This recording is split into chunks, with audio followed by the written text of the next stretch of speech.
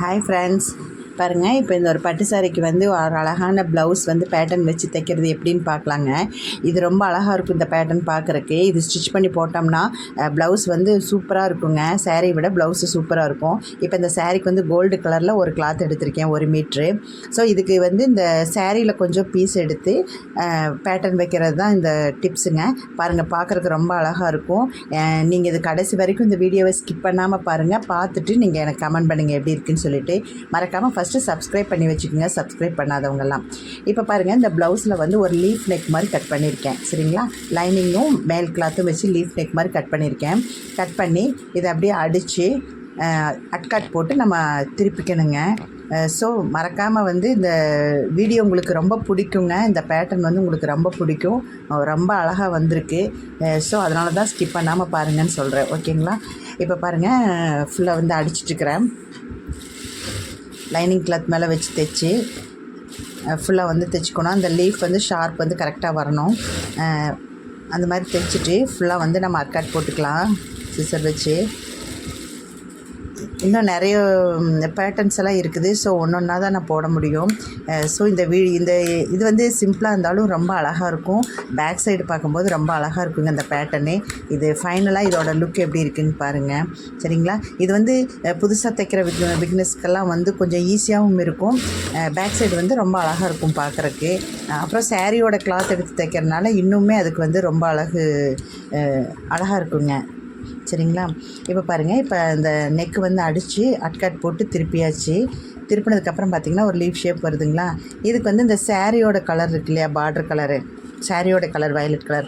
அந்த violet colour வச்சு அந்த லீஃப் மாதிரி தைச்சிருக்கோம் இல்லைங்களா, அதில் வந்து ஃபுல்லாக வந்து நம்ம வச்சு ஃபினிஷ் பண்ணிக்கணும். ஏன்னா தையல் தெரியாமல் இருக்கிறதுக்காக அந்த லேஸ் வச்சு அப்படியே ஒரு லைன் வச்சு அப்படியே ஸ்டிச் பண்ணிக்கலாம். 2 தையல் போட்டு அமுக்கு தையல் போட்டு நீட்டாக வந்து அதை ஃபினிஷ் பண்ணி எடுத்துக்கலாங்க. அந்த சைடு போட்டோம்னா, அந்த சைடு ஒரு பார்டர் வச்சோம்னா ரொம்ப அழகாக இருக்கும் பார்க்குறக்கு. ஸோ அதுக்காக தான் இந்த பாருங்கள், இந்த கலர் வந்து நான் வச்சுருக்கேன்.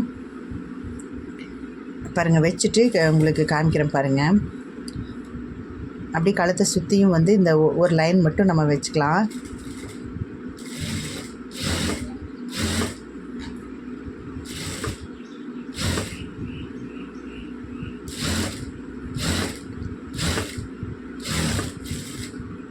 ஏன்னா இந்த மாதிரி டபுள் லைன் ஒரு லைன் கொடுத்தா தான் வந்து ரொம்ப அழகாக இருக்கும் பார்க்குறக்கு. அதுக்காக தான் வச்சுருக்கேன். பாருங்கள், அவ்வளோதான். இது வந்து 2 தையல் போட்டுக்கலாம். நெக்ஸ்ட்டு பார்த்திங்கன்னா பாருங்கள், நான் இப்போ ஒரு டிசைன் பண்ணுறேன் பாருங்கள். இந்த மாதிரி ஒரு இன்ச்சில் மட்டும் கோடு போட்டு அது கீழே வரைக்கும் பாருங்கள், இந்த மாதிரி ஒரு ஷேப் வந்து நமக்கு வச்சுக்கலாங்க. பாருங்கள், இந்த மாதிரி ஒரு ஷேப் வந்து வரைஞ்சிக்கலாம். அதாவது ஒய் மாதிரி வருங்க. சரியா? ஸோ இந்த மாதிரி ஒரு ஷேப் வரைஞ்சிக்கலாம். வரைஞ்சிட்டு நல்லா திக்காக வந்து 2 கோடை நல்லா திக்காக போட்டிங்கன்னா தான் நெக்ஸ்ட் அந்த சைடு இருக்கிறதும் வந்து நம்ம பதிக்க முடியும். இப்போ இந்த மாதிரி நல்லா திக்காக 2 தடவை 3 தடவை நல்லா திக்காக லைன் பண்ணிக்கோங்க. பண்ணிவிட்டு இதை அப்படியே மடித்து 2ஆக போட்டுக்கலாம். துணியை 2ஆக போட்டு இப்படி 2 தட்டி விட்டோம்னா இதோட அச்சு வந்து அதில் வந்து விழுந்துக்குங்க. இந்த மாதிரி தட்டிட்டிங்கன்னா இதோட அச்சு வந்து இதில் விழுந்துக்கும். ஸோ இப்போ பார்த்திங்கன்னா 2 சைடும் ஒரே மாதிரியே இருக்குது. ஒரே மாதிரியே வந்து அந்த டிசைன் வந்து பதிஞ்சிருக்கும். இந்த டிசைனை வந்து மறுபடியும் நம்ம நல்லா மார்க் பண்ணி அழியாமல் இருக்கிறதுக்காக கொஞ்சம் திக்காக வந்து நம்ம வரைஞ்சி வச்சுக்கலாம். அவ்வளோதான். நெக்ஸ்ட்டு பார்த்திங்கன்னா இந்த சாரியோட கிளாத் இருக்குது இல்லைங்களா, அந்த கிளாத்தை வந்து ஒரு 3 இன்ச்சு எடுத்துக்கலாங்க. பாருங்கள், இதுலேருந்து ஒரு 3 இன்ச்சு எடுத்துருக்கேன் பாருங்கள். இந்த 3 இன்ச்சு எடுத்துகிட்டு இதை அப்படியே 2ஆக மடித்து ஃபஸ்ட்டு ஒரு தையல் நீளமாக வந்து போட்டுக்கணும். இல்லைன்னா நமக்கு வந்து மவனையுமாக போயிடும். ஸோ அது வந்து நீட்டாக வரணும். ஏன்னா இது வந்து ஜருக இருக்கிறனால வந்து ஒரு தையல் போட்டுட்டு தான் நம்ம அந்த ஃப்ளீட் எடுத்து வைக்கணுங்க. இல்லைன்னா ஒரு ஸ்லிப்பாகி கோணையாக போயிடும். அதுக்கு தான் சொல்கிறது, ஃபஸ்ட்டு ஒரு தையல் போட்டுட்டு நெக்ஸ்ட்டு பாருங்கள், இந்த மாதிரி ஃப்ளீட்டு குட்டி குட்டி ஃப்ளீட்டாக வந்து நிறைய எடுத்துக்கலாம். 2 சைடு வைக்கணும் இல்லைங்களா, அதனால் கொஞ்சம் லென்த்தியாகவே நம்ம எடுத்துக்கலாம். எடுக்கிறது 3 இன்ச்சு ஃப்ளீட் இருந்தால் போதுங்க. ஸோ பாருங்கள், தைச்சிட்டு ஒரு சைடு வந்து இந்த மாதிரி ஃப்ளீட்டு வச்சு நம்ம அளவு வச்சு பார்த்துக்கலாம். ஃபஸ்ட்டு 10 தான் 10லையாங்கிறது நம்ம அளவு வச்சு பார்த்துட்டு அதுக்கப்புறம் அது மேலே வச்சு நம்ம ஸ்டிச் பண்ணிக்கலாங்க. ப்ளவுஸ் மேலே வச்சு பாருங்கள், ஒரு சைடு தைச்சிட்டுக்கிறேன். இது ஃபுல்லாக ஃபினிஷ் பண்ணி காமிக்கிறேன் பாருங்கள்.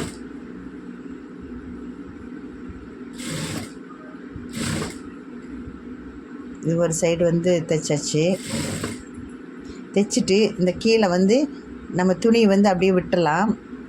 ஏன்னு கேட்டிங்கன்னா கீழே வந்து பட்டி மடித்து அடிக்கணும் இல்லைங்களா, அது வந்து நம்ம ஃபுல்லாக வந்து ஃபினிஷ் பண்ணுறதுக்காக அப்படி விட்டுருக்கேன். ஸோ இது நார்மலாகவே அப்படி விட்டுறலாங்க, தைச்சிட்டு விட்டுடலாம், மடிச்செல்லாம் அடிக்க வேண்டாம். நெக்ஸ்ட் ஏதாவது துணி வச்சு நம்ம அடித்து பட்டி அடிக்கும்போது அந்த இந்த பிசுரெல்லாம் வந்து உள்ளே போய்க்கும். ஸோ அதனால் ஒன்றும் பிரச்சனை இல்லை.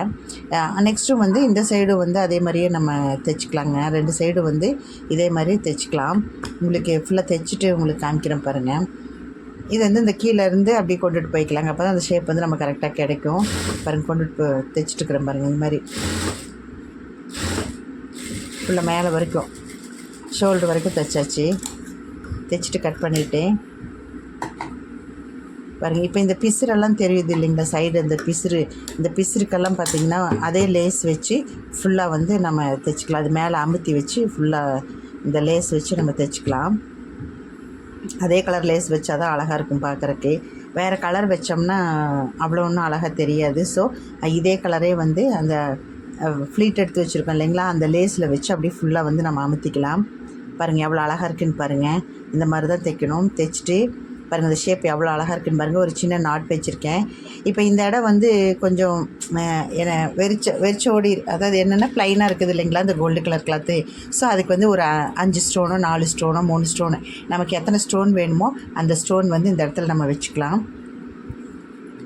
பாருங்கள், இப்போ நான் வந்து ஸ்டோன் வச்சுட்டுருக்குறேன் பாருங்கள். இது வந்து ஸ்டோன் வச்சு நம்ம ஊசி நூல் போட்டு நல்லா தைச்சிக்கலாம். தைச்சிட்டோம்னா நல்லா நின்றுக்கும். ஸோ பாருங்கள், இப்போ நான் ஸ்டோன் வச்சுருக்கேன் பாருங்கள். இப்போ இந்த சாரீக்கும் இந்த ப்ளவுஸுக்கும் பாருங்கள் எவ்வளோ அழகாக இருக்குதுன்னு பாருங்கள். இப்போ 3 ஸ்டோன் வச்சுருக்கேன். இது வந்து ஊசி நூல் போட்டு தைச்சிட்டோம்னா அப்படியே ஃபிட்டாக நின்றுக்கும். பாருங்கள் எவ்வளோ அழகாக இருக்குதுன்னு பாருங்கள். இந்த சாரீக்கும் இந்த ப்ளவுஸுக்கும் எவ்வளோ அழகாக இருக்குதுன்னு பாருங்கள்.